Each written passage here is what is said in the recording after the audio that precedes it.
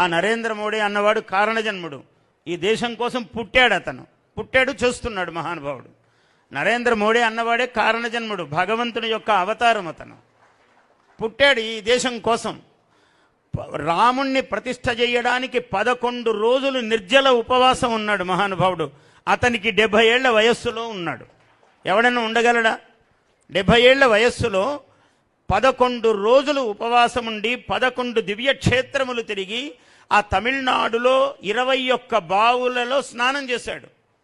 చల్లనీళ్ళు. Prime minister అయిన వాడు చేస్తాడండి, కార్పొరేటర్ చేయడు. హీటర్ వేసుకొని స్నానం చేస్తాడు గీజర్లో.